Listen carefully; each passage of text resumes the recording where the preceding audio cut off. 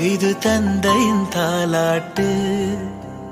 பூமியே புதிதானதே இவள் மழலையின் மொழி கேட்டு. தாயாக தந்தை மாறும்